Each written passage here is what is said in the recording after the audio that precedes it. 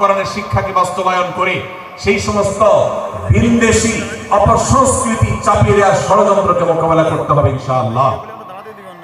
ভাইরা আমার, আর সেজন্য সূরা হুজরাতের এই শিষ্টাচারের শিক্ষা আমাদের জীবনে খুবই গুরুত্বপূর্ণ। আমরা যখনই কোনো সম্মানীয় ব্যক্তির কাছে আমরা থাকব, তাদের কথার উপরে কথা বলা, তাদের সাথে তর্ক করা, তাদের সামনে আগ বেড়ে কথা বলা, এমনকি তারা যখন চলবেন তাদের সামনে সামনে হাঁটা, এই সবগুলো কোরআনের এই শিষ্টাচারের যে শিক্ষা আছে এর পরিপন্থী। প্রিয় নবী সাল্লাল্লাহু আলাইহি সাল্লামের সময়কার একটি ঘটনা, এক ব্যক্তি তার বাবার সাথে হেঁটে যাচ্ছিলেন, বোঝা যাচ্ছিল না যে তাদের মধ্যে বাবাকে সন্তানকে। অনেক সময় বাপ সন্তানের বাহ্যিকভাবে দেখে বোঝা যায় না, এরকম কোনো কোনো ক্ষেত্রে হয়। জিজ্ঞেস করা হলো তাদেরকে, তোমাদের মধ্যে বাবাকে সন্তানকে? বলা হলো যে অমুক বাবা অমুক সন্তান। তখন নির্দেশনা দেওয়া হলো যে সন্তান তার হাঁটা এবং চলার মধ্যে প্রবৃত্তির পূজা, এটা হলো আপনার নফসের পূজা, এটা হলো আপনার প্রবৃত্তির গোলামি করা, এটা আল্লাহর গোলামি নয়, এটা ইসলামের খেদমত নয়, এটা ইসলামের 12টা বাজানো। ভাইরা আমার, কোন অবস্থাতে একজন মুসলমান অন্য মুসলমানকে নিয়ে ব্যঙ্গ বিদ্রুপ করতে পারে না।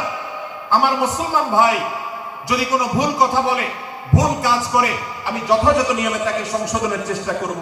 সমালোচনা করার দরকার হলে সেটাও করব, কিন্তু হাসাহাসি নয়, বিদ্রুপ নয়, ব্যঙ্গ করা নয়। আজ আমাদের তরুণদের মধ্যে এটা একটা আর্টে পরিণত হয়েছে। আপনারা রোস্টিং ভিডিওর কথা কম বেশি সবাই জেনে থাকবে। রোস্টিং ভিডিওর কথা আপনারা জানেন কি জানেন না? ভাই আমার, রোস্টিং ভিডিও নামটা দেখে, অর্থাৎ কাউকে রোস্ট করা। আমরা মুরগি রোস্ট করার কথা জানি, এখন মানুষ রোস্ট করার সিস্টেম শুরু হয়েছে। একজন মানুষের কোনো ভুল কিছু পেয়েছেন, অবশ্যই আপনি সমালোচনা করবেন। আপনি একজন মুসলমান হিসেবে জানতে হবে কারোর ভুলের সমালোচনার মূলনীতি আছে। মূলনীতি আছে না নেই? কোরআন এবং সুন্নাহর বাতানো যে প্রিন্সিপাল, সেটাকে লক্ষ্য করে, সেটাকে আমলে নিয়ে, সেটাকে ধরে ধরে যদি আপনি সমালোচনা না করেন, তাহলে আপনার এই সমালোচনা এটাই আপনাকে জাহান্নামে নেওয়ার কারণ হতে পারে।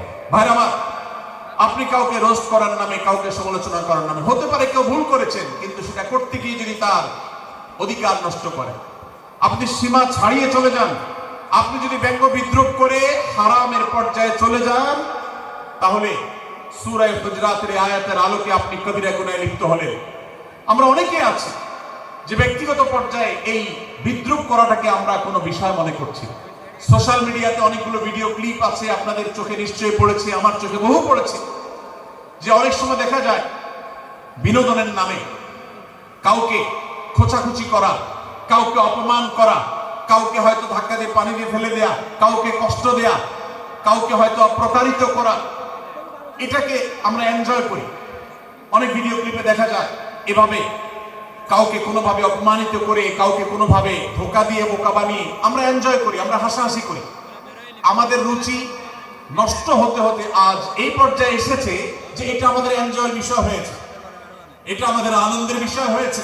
ভাইরা আমার, সূরা হুজরাতের এই আয়াত, অর্থাৎ 11 নম্বর আয়াত, এই আয়াত বলছে আমাদের জন্য কোন মুসলমানকে, কোন মানুষকে ব্যঙ্গ বিদ্রুপ করা হারাম।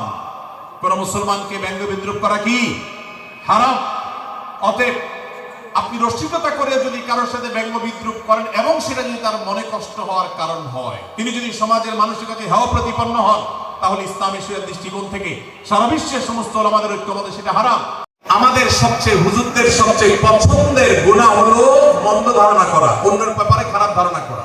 অমুক অমুকের দালাল, তমুক তমুকের দালাল, কোন তথ্য উপাত্ত ভিত্তি প্রমাণ ছাড়া নিছক ধারণার উপর ভিত্তি করে অন্য মুসলমান ভাইকে আমি এরকম নানা তকমা দিয়ে আমরা কবিরা গুনাহে লিপ্ত হচ্ছি। আমরা এই বদ ধারণা করা, মন্দ ধারণা করে যে কবিরা